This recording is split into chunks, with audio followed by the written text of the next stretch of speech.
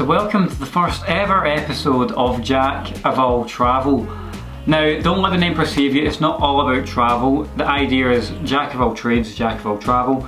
We're going to cover a couple of different topics kind of around the subject of travel. So the overall idea is more or less talking about people's lives since leaving school, that kind of journey of what they've gone off and done, because many people have done many different things.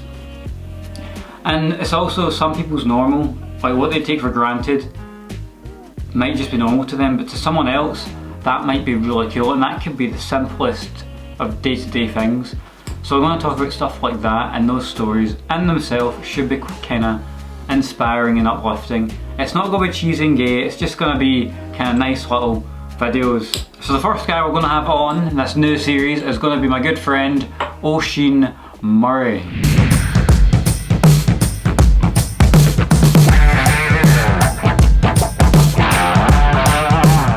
Hello. Hello, Aaron. How are you? I'm doing good. Finally got this set up. I am conscious of my lighting though. I feel like with it behind me, my face is going to be shadowed. That's not too bad. I think it's okay. Okay. How are you? I'm doing good. I was just whisking some cream for a cake that Ali's making, so my arm is aching afterwards. But that's my workout for the day. Nice. Well, I've just kind of introduced yourself and spoke about this new series we're working on. I thought we could start off with how we first met, because Oisin and I didn't go to school together. We met through a place called Creative Residency, which is kind of like, it's kind of like a camp. Even the mention of it brings a smile to my face. Yeah. Like, it's basically like different schools all come together and just kind of do like music or drama or art, whatever. And from that, we kind of went to different house parties together, and yeah, that's kind of where we became friends. And we had like the dorms in Creative Residency, so it was like we had our tasks that we had to do in our classes. Then of course there's after the classes are done, socializing with everyone. Yeah. Me, yourself, Lewis Brown, Callum Manship, Michael Tommy, the list goes on. It like goes on and on. Yeah. So it was there initially, and then it led from there. Aaron Carroll's parties. They were some of the best parties as well. They were good. They were fun. Yeah, there was always some drama, which always adds a bit of excitement to any night. Yep, and that's where you met Maria as well. Was it her parties, right? The first time I met Maria was actually at a gig in, I'm forgetting the name of it. It's the place just off the centre of the train station in Glasgow. Okay. Quite a big one, and just randomly picked up the gig because I saw it on Facebook from Amy something, who also went to Creative Residency. Amy Karen? No, it wasn't that. It wasn't her. I feel like it was an Amy something. And then that's where I met Maria, and we spoke for the first time there. So after you left school, what was it you done? Did you go to college and busk, or what did you do? Yeah, well, as soon as I left school, I applied and got into HND music production. Mm-hmm. And in the meantime, I was also with Rewind, and just picked up from Rewind. So doing that as well as busking to make money. But it was mostly through Rewind I got a lot of experience. But I was in this position where I like either had to do 2 trains and a 2-hour travel in the morning from 7 till 9 to be in time for class in college, or just continue with Rewind, which was a lot more literal in its experience. Yeah. Being on stage, performing, as cringe as it is when I look back on it, the experience I gained from it and the confidence to be on stage and performing in front of others really built over the 6 months I was with Rewind. So I decided to leave the HND to continue with Rewind. So how did Rewind start, like that band? How did you get involved in that? It was through a video that I didn't even post. It was someone else had posted me, and then I was on someone's website. And then it was the manager's girlfriend saw me online and then recommended me. They got in touch, and then through different kind of trials and meeting up with the band did I get in eventually. Quite interesting. I remember you got that car and did not break down when you were down south. Okay, well yeah, the car. You know yourself, Aaron, how wonderful it is to have some wheels and to get about. It's a lovely luxury to have. It's expensive as beat, but it's a lovely thing to have. So I did have it for a while and enjoyed driving to the beach or driving in and out of town. Yeah. But there was a particular adventure, say, that myself and Harry Daniels were going on, which was travel from Glasgow to Stonehenge, which is close enough to the length of Britain. And from the travels, then we stopped in Manchester and busked in Manchester and found somewhere to stay, which I'll elaborate more on that because that was fun. When we got there, I believe it was the Foo Fighters were in town. Some big band like that. All the hostels were sold out. Yeah. We needed to make enough money to go to a hotel. But while we were busking and kind of struggling, this lovely guy came up to us and he was like 27 or something. He was kind of cool. He's like, if you need a place to stay, I've got a room you can stay in. And it was just like a godsend. So that was beautiful. And we travelled from Manchester, then down to Stonehenge. Stopping in Birmingham, we busked in Birmingham for a while, which was a bit better.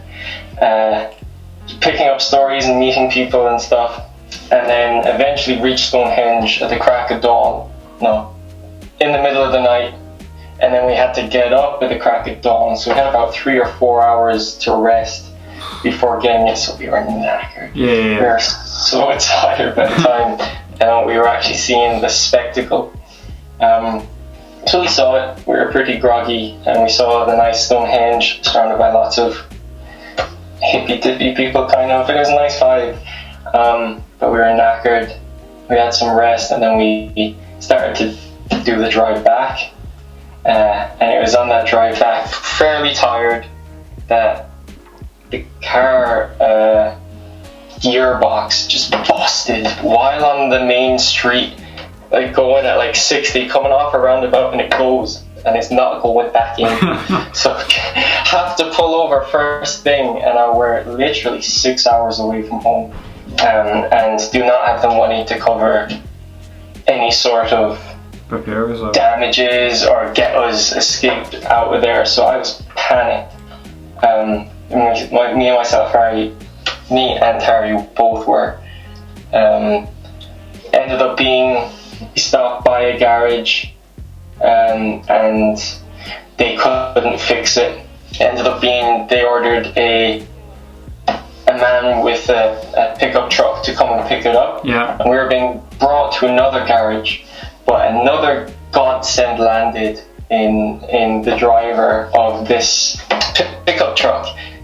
On the phone, calling friends and seeing if someone could get me a good deal and sorting it out, ordering a piece in within 4 or 5 minutes. He said, if you can stay by Tuesday, and we can have this fixed for you. And it was just like, because we had no plan whatsoever, and this angel came and just gave us a solution. I stayed in Oxford in hostels for 4 days, and it's such a good time. I had busking equipment, and like they're fairly wealthy down there. It's sunny days. The World Cup was on. I was making some decent money busking, having a drink and watching the World Cup, and it was awesome. Ended up making £400 within that time to pay off the expenses of the repairs, and I drove my way home laughing. It was amazing the way it turned around. Well, the one thing I've always, in fact I've told you this before, I've admired about you because you've always been one of the most positive people I know, even when your life's kind of went a bit shit, if I could say. That's definitely happened. Yeah, even like if we were to take like your flat for instance, remember what happened with that flat? For sure. Yeah. Kind of like a mixture of that first year of being out of high school and independence for the first time. So it got away from me. That would be where I would have experimented and had like 2 cheesecake slices when my belly is like, no, don't, but it tastes so good. Yeah. And then I learned that it's not a good idea. It's that time to test my limits when it came to other things as well. And it all kind of exploded in the end, and I had to go back home and learn a lot and think about it. Then from after all that, so where are you now? You're back in Ireland, and so what's going on? Yeah, there's been a few things in between. After the fallout with the flat, I did get the car then. That was cool. And it was around that time that I was starting to reconnect with my Irish family. So I have a grandmother here and a grandfather, and my dad as well the cousins and uncles. So it was nice to gradually return back while still being based in Glasgow. Yeah. But it was from my last trip, the summer before last, where I spent 6 weeks in Ireland, and it wasn't received well from my family in Scotland. So it kind of unfolded to a point where once I returned to Scotland, I didn't have that to return to, so I needed to grab everything again. So I got myself a flat with my friend Michael Kelly, and I had a really nice time there, but it was another example of, over the winter period, being a busker is very, very difficult. Your motivation to get up at the crack of dawn and go out into Glasgow chilly streets, it wasn't an easy time. So there was a lot of debt building on my shoulders that got to the point where I needed a solution. And also in the meantime, I built a relationship with my current girlfriend, Alicia, who was based in Ireland. So we would have a long distance thing, and I would spend time in Ireland where my girlfriend and my dad was, and then return to Scotland where there's a lot of this debt built. I have friends and a life in Scotland, but as more weight built on my shoulders, I needed a solution. So that kind of came when I was just visiting Ireland, and I applied for a job just to see. I've been applying for jobs in Glasgow as well, getting no responses. Within 3 days, I'd been told I could get the job in Clarny. Oh, nice. It was just a retail work, selling, but I'd not had any experience with official work before, so even just getting in the door was a good step for me. So jump on to, once I gather all my things from Scotland and make my way over to Ireland. I had one of the most incredible summers I've ever had money-wise from busking. If anyone wants to check out the videos on my page, there's some crazy packed streets surrounded by me just enjoying and playing the guitar and singing, and everyone's drunk and singing around me.